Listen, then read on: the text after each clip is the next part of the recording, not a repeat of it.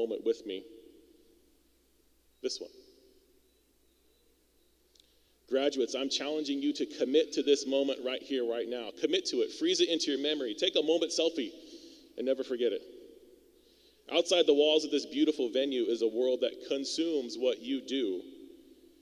And what you do, it needs to be done in a very real, very practical, and very inspirational, very creative way. Commit to this moment. We will all commit with you. And I am just one of the multitudes in this place, I know, that is excited to see where it takes you.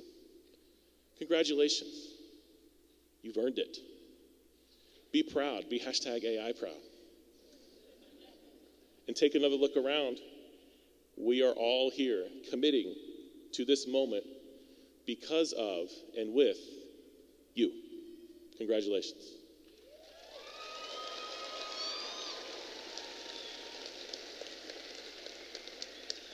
So at this time, I'd like to bring to the stage Dean Lawrence Richmond.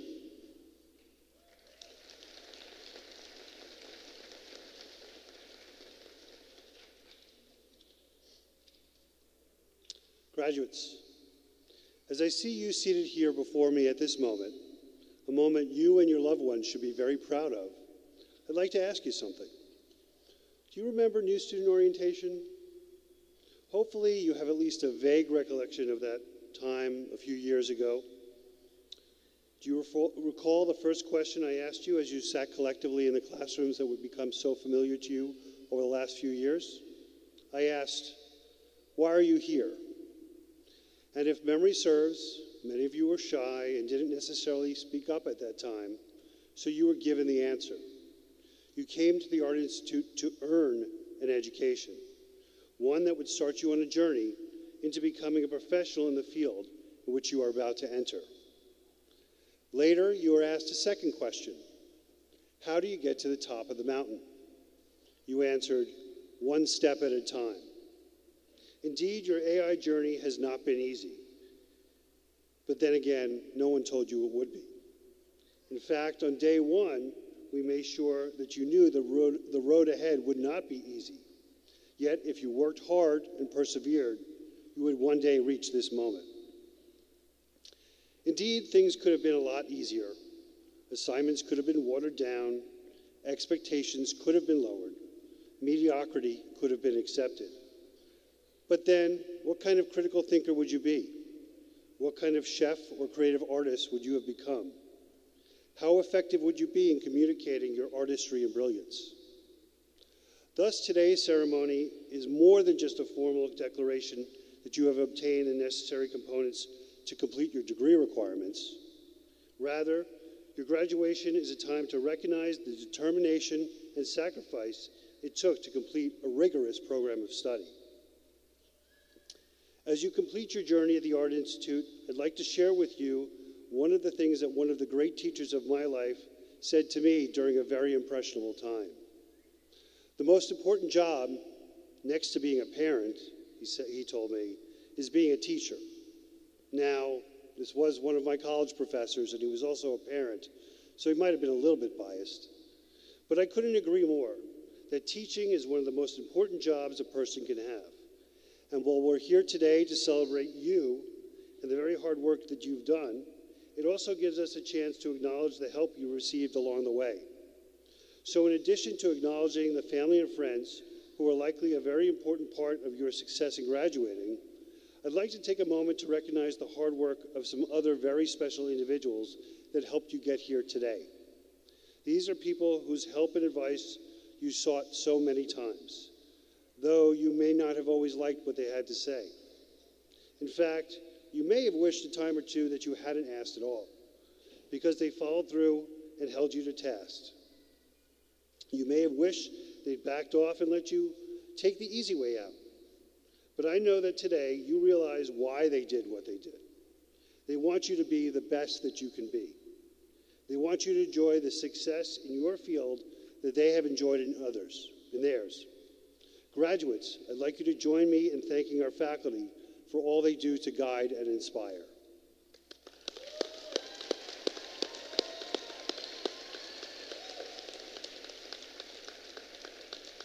During our annual graduation ceremony, I have the privilege of announcing the Faculty Member of the Year award. The faculty member selected needed to epitomize the essence of teaching, someone who realizes that helping students happens both inside and outside of the classroom, someone who realizes that succeeding in college requires more than just academic progress. Today, we honor an instructor of immense compassion, service, and imagination. Perhaps the greatest measure of a faculty member's excellence is their ability to connect and relate to their students. But don't just take my word for it. Listen to what actual students have said about our Faculty Member of the Year. He is a wonderful teacher that knows how to keep a class alive and interesting. He is one of the most versatile and helpful teachers I have ever had. He knows what he's talking about and makes learning fun. He understands student struggles and works out ways to make learning the material easy. He not only demonstrates a profound knowledge of the subject matter, but an amazing ability to keep students engaged. He is the real deal. And my personal favorite, not once did I dread coming into class, and he still managed to encourage me while critiquing my work. These are just a few of the many comments that students have made about our Faculty Member of the Year. We are beyond fortunate to have this person inspire and enlighten our students. It is with great pleasure that I present the Faculty Member of the Year Award for the Art Institute of California, Sacramento to Mr. Ross Bounds.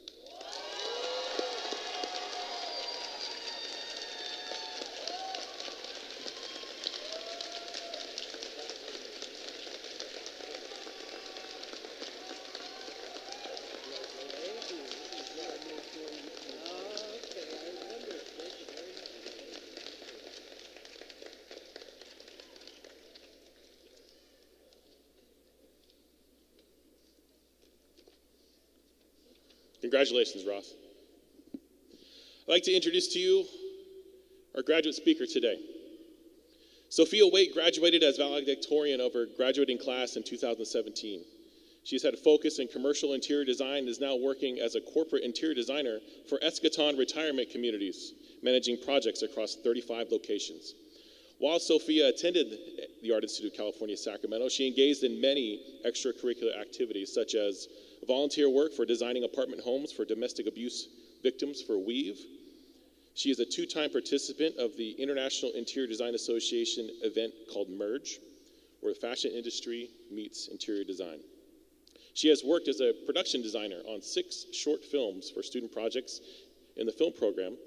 She has participated in many photo shoots as a model for photography students as they built their professional portfolios. Sophia is also a professional musical vocalist, and her vocals have been used in 2 student senior thesis films. She is currently in contract process of signing with an all-female recording artist group with studio sessions and performances scheduled in LA and San Diego. Wow, you're pretty busy. Ladies and gentlemen, Ms. Sophia Waite.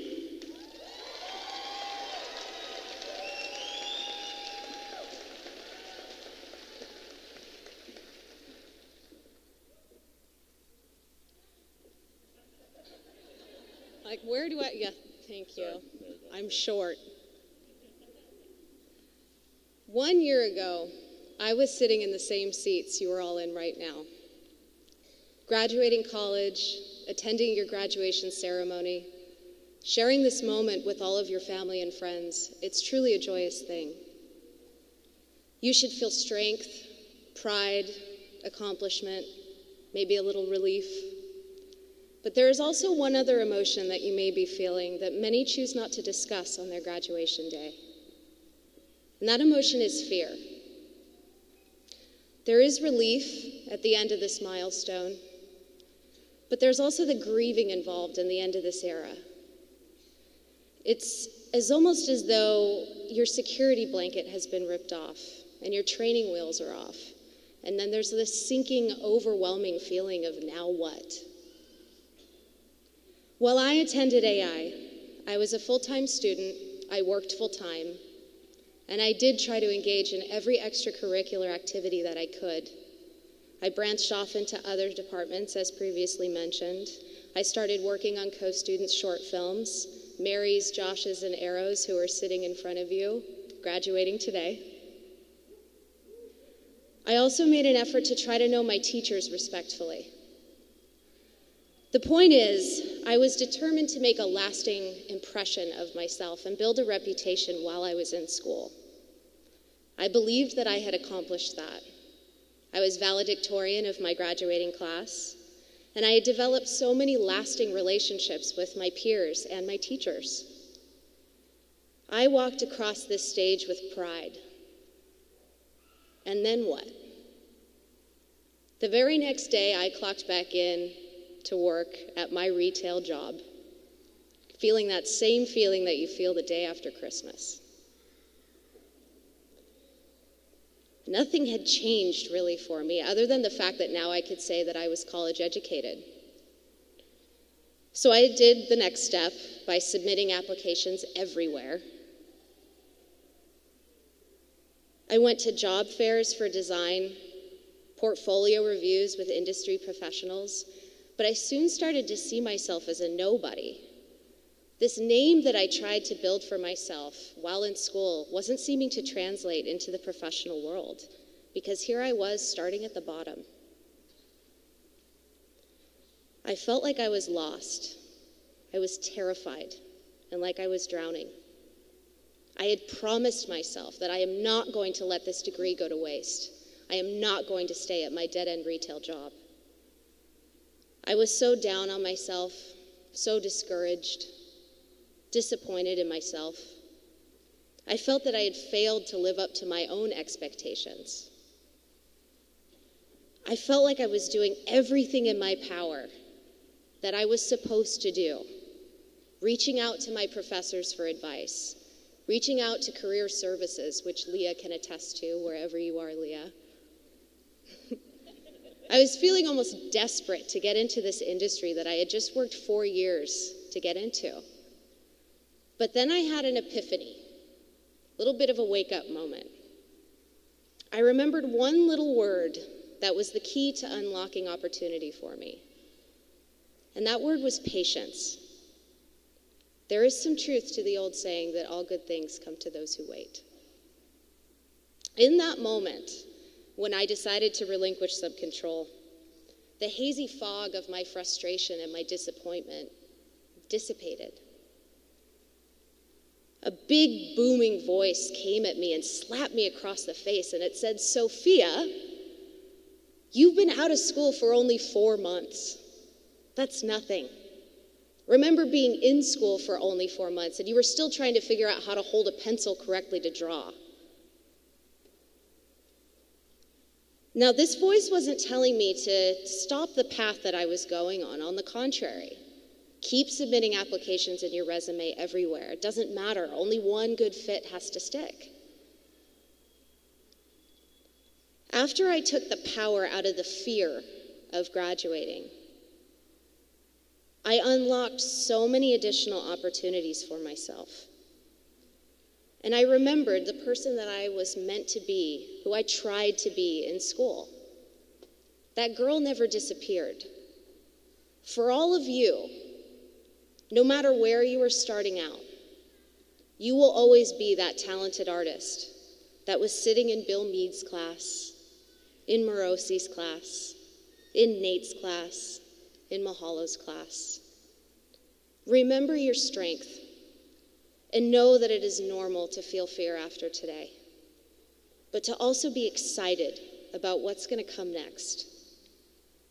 When you go in for your first job interviews in industry, remember those accomplishments. Remember this day, which should be the proudest day of your life. Hold your head up high and stride in confidence that you can do any job because you have made it here today.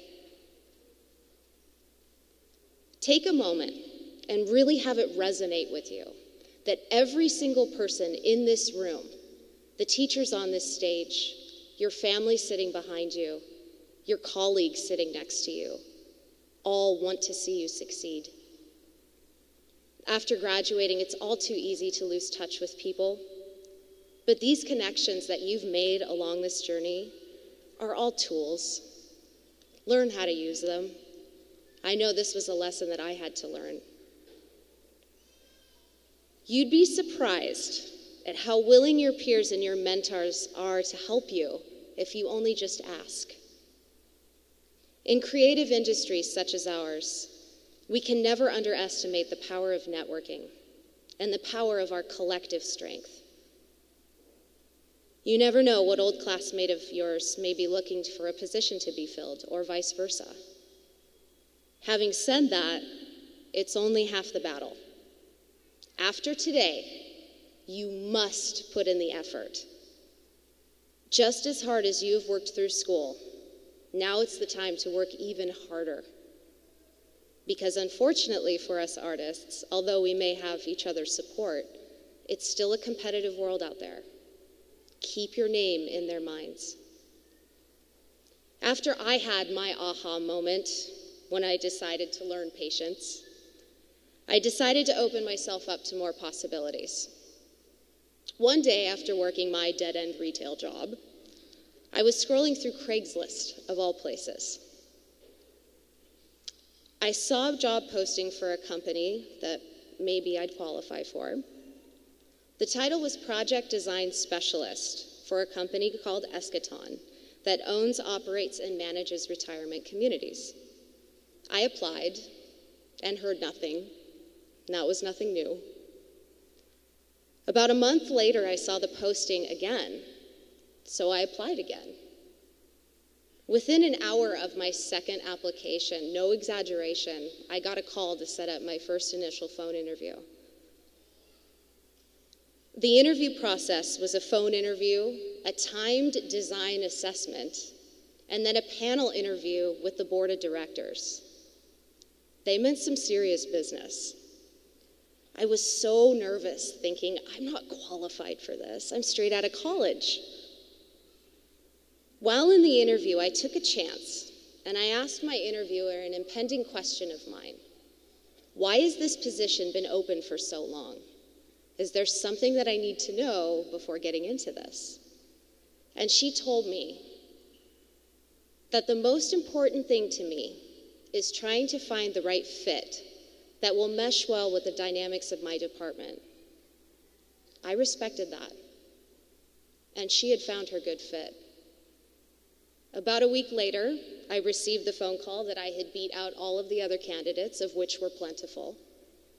And I am now the interior designer for the corporate office of Eschaton, managing all interior design-related projects in all of our 35 buildings.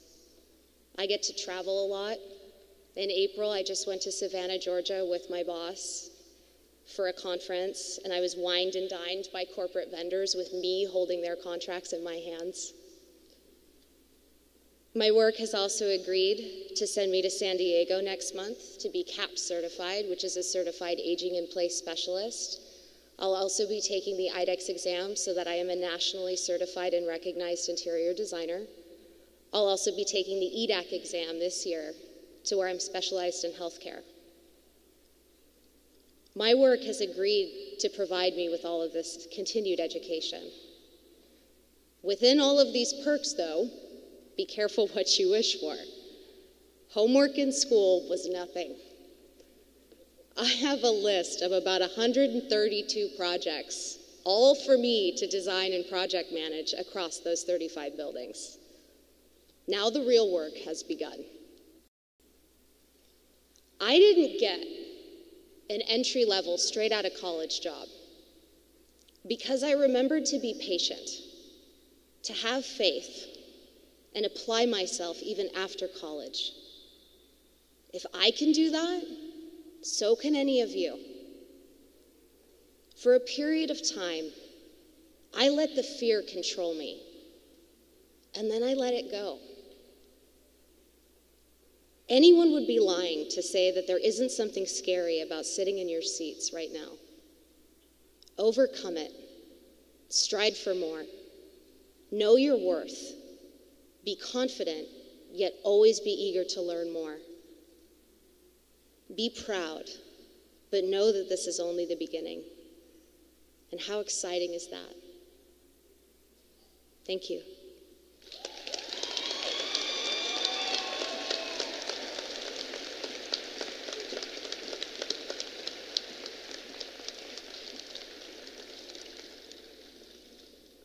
I have the distinct honor of introducing our commencement speakers today. From the first day of class, we stressed to our students the importance of networking, and you all know that we do. Case in point for me is our relationship with our commencement speakers, Jonathan and Matthew Burgess. I met them at an event at a local high school several years ago, and our partnership and our friendship has blossomed ever since. They are also an integral part of our culinary program advisory committee. John and Matt don't just represent the culinary industry here tonight. They are both public servants, John a fire battalion chief and Matt a law enforcement sergeant, and are role models for the importance of community involvement and support. They are entrepreneurs, having worked hard to build a brand for their products while still keeping their day jobs. If all that was not enough to keep them busy, they are committed to developing and mentoring students of all ages. Ladies and gentlemen, Jonathan and Matthew Burgess.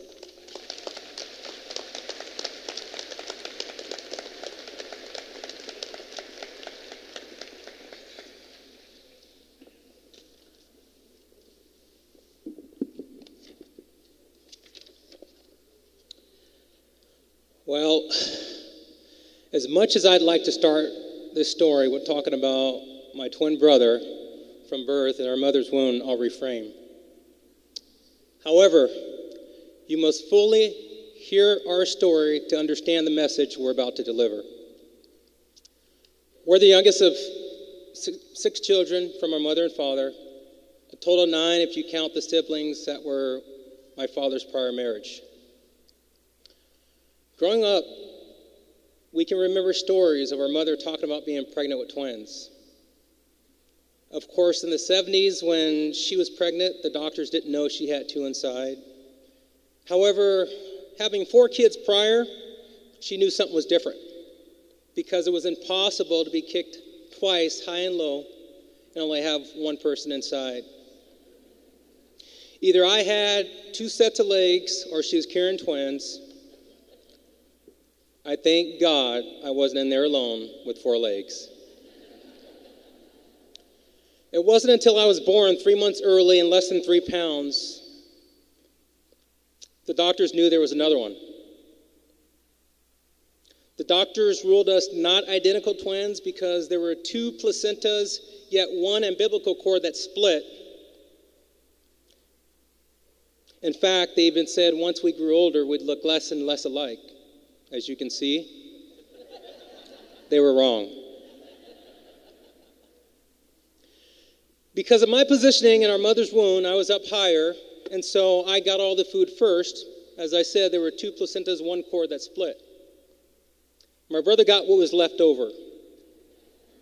Now, I don't know why I was positioned higher. Maybe my sperm swam and fertilized the egg first. However, this resulted in my twin brother being less than 3 pounds and born 5 minutes later. We merely remember being told stories. We spent weeks in the ICU, plugged into feeding tubes. We left our parents and siblings wondering if we would even make it home. Not only did we make it home, but we stand here before you today to help share our story, to motivate you all. Like my brother said, there were 9 of us. We were the first of 9, including our parents, to attain our 4-year college degrees. Some of you may be able to relate with that. In May of 2010, Jonathan called me and he asked, would you be willing to go on Good Day Sacramento to compete in a burger battle? You don't understand how elated I was. I gladly accepted that challenge. Okay. At the time, I was the public information officer for the Sacramento Fire Department. And a reporter by the name of Ashley Williams and the producers at Good Day Sacramento thought it'd be great for twin brothers, a firefighter and a cop, to go on and have a burger battle. In fact, if my memory serves me correct, it was the month of May, which is National Burger Day. And so they even named the show the Burgess Brothers Burger Battle. And a ballot was. It came down to 1 judge, 1 vote to break the tie, and that was Cody. And I'm just going to say this. Who in the heck wears a gun belt to a burger battle? It was intimidating. He secured his victory. He won. That's my story, and I'm sticking to it. Brother, you know as well as I do that was part of my uniform. You should have brought an axe. I don't know. I won. That's the bottom line. But from that competition came the opening of a restaurant. From the opening of the restaurant, Burgess Brothers, came our barbecue sauce, then our cornbread mix, our hot links. I can't leave out the Heavenly Chihuahua. To see my brother and I in action on the Home Shopping Network, I encourage you all to download the app and follow the instructions in your program to watch us via augmented reality. The Chihuahua is heavenly, however, the road and path is not always straight. Your journey will take you on roads and travels you thought you'd never travel, or even streets that appear at a dead end. When you hear the word no, or you read the email denied, we're here to tell you, keep going. We're here to tell you, keep going, and that no actually means it's your next opportunity. 2 years ago, the Golden One Center said next opportunity. Today, we're the only hot link to ever be served in an NBA arena. Some people call it a spicy sausage. We're going into the Stockton Arena, Chico State University, University of California, Davis, a host of hotels and restaurants in this valley. Sacramento Republic and Spectre Foods at Cal Expo said next opportunity. Last week, I got a message from FC Soccer in Dallas. They like to partner for the 2019 season because they like the Chihuahua. Last month, Thunder Valley Hotel and Casino said next opportunity. 3 days ago, Quarry Park Adventures in Rockland, they said yes. Last year, Sacramento Unified and Lodi school districts both said next opportunity. 3 weeks ago, both of those school districts, Sacramento and Lodi, requested samples and nutritional information of our barbecue sauce. Costco said next opportunity. Cisco Sacramento and Cisco Central Valley said we want the only cornbread and waffle mix on the market.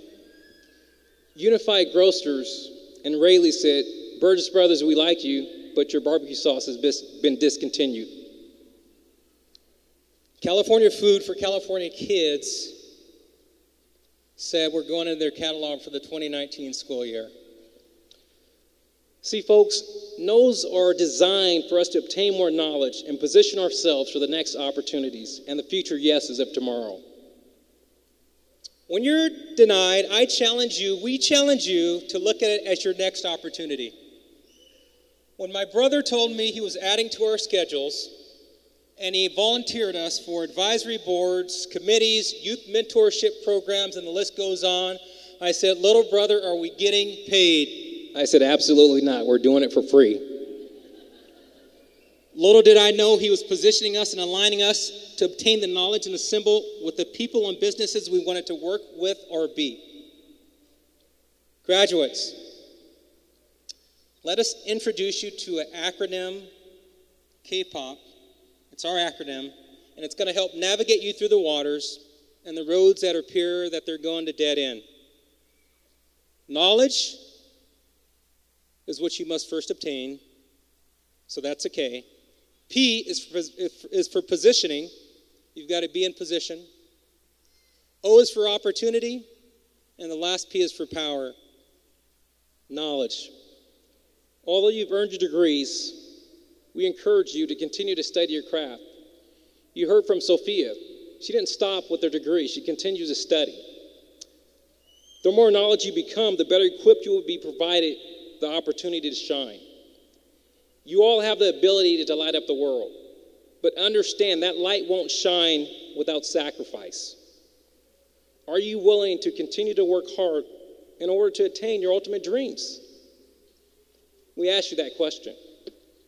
We believe in each and every one of you. However, you must first believe in yourselves. Don't let doubt or fear prevent you from pursuing your dreams. And remember this, it's ordinary people that do extraordinary things. Positioning. In order to be successful, you have to place yourself in positions. All of you've done that with pursuing your degrees here at the Art Institute of California, Sacramento campus. Newsflash, it does not stop here, people. Doesn't stop here. Some of you might be asking, what do I mean by that? It means that connecting and placing yourself amongst people, organizations, communities, and businesses that you want to be or pursue. It means you must start at the bottom of an organization that you'll one day lead. It means you must be intentional about placing yourself in places that you want to be. It means you have to volunteer or possibly even work for free. I challenge you, he challenged you, look at it as showing the value of your worth. Your opportunity to show the value of worth. It's your opportunity to gain more knowledge in the craft or field that you'd like to master. It's your opportunity to shine like the stars that you are. However, before you can ever take advantage of any opportunity, you have to be positioned. I have no doubt that each and every one of you is capable and will position yourselves for the opportunities to come. Interesting thing about opportunity is that it can't be given to yourself. Opportunity has to be granted from another. Each and every one of you have received the knowledge, ability, and positioned yourself for the opportunity. I ask you this question. We ask you this question. Now that you have the knowledge and ability, will you take advantage and accept your opportunities? I say yes. Matthew says, Yes. faculty says, and you say, family and friends, we're going to need some help. We're going to try this again, okay? Family, help them out this time. Oh yeah, I'm going to start from the top, okay? Now that you have the knowledge and ability, will you take advantage and accept your opportunities? I say yes. Matthew says, I say yes. faculty says, and you say, with the acceptance of opportunity comes power. Power. Very powerful. Once you receive the power granted to you by the higher authority, my question to you is, what will you do with it? Some of you will become general managers, executive chefs, graphic designers, computer designers, app creators, business professionals, presidents of colleges, and the list goes on. Graduates, I tell you, this is just the beginning of your journey. We encourage you to use it as the launching pad to define your story. His story, her story. We all have stories. But more importantly, what will be your story? To all you, the graduates, family, faculty of 2018, thank you for allowing us, the Burgess brothers, to share this special moment with you.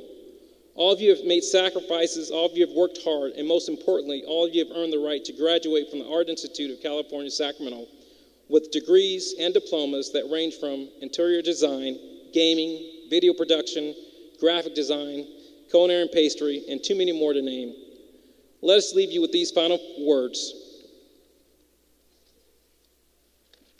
In closing, remain humble. Odds are odds. We were odds. We were odds. Don't let them define you. Provide opportunities to others and speak life into the next generation. Let your life be an inspiration and testimony for others to emulate. Thank you. Thank you, and congratulations to you all.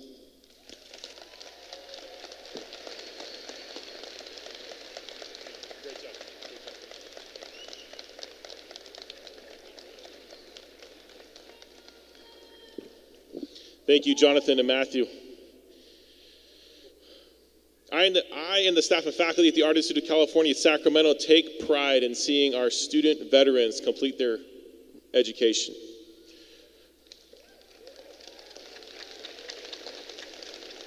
We would like to take this moment to honor and recognize the outstanding individuals who will receive their diploma or degree today. Our graduating veterans are distinguished by the wearing of red, white, and blue honor cords that you saw when they processed into this facility. It is also a tradition for military personnel to receive a challenge coin in recognition of a special achievement. I am honored today to present to each of our graduating veterans an Art Institute challenge coin as they walk across the stage. When I read your name, would you please stand and remain standing? Agnes Bercasio, Air Force.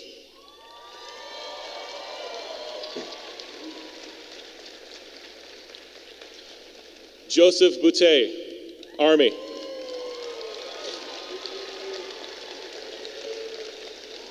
James Boyle, Army.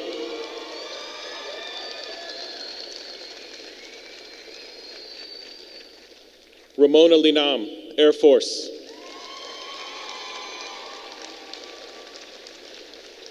Jeffrey Lum, Air Force. Jennifer Meyer, Air Force. Troy Tarkin, Army. Would you all please join me in thanking them for your service?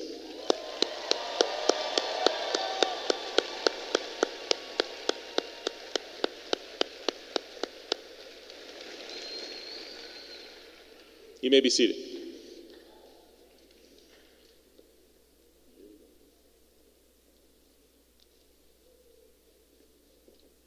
Are you ready?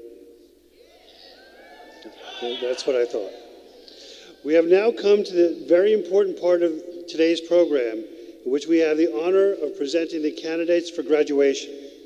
Today, as Dean of Academic Affairs, I take great honor in presenting to President Anderson, to the Executive Committee, to distinguished faculty and staff, and to all of you, the graduates seated before me.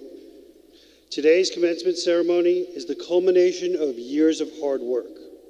The graduates you see before you have demonstrated the aptitude, resourcefulness, creativity, and perseverance required to complete one of the most significant achievements in life. They have earned the title college graduate. Students seated before me, please prepare to come forward to be recognized and receive your diploma.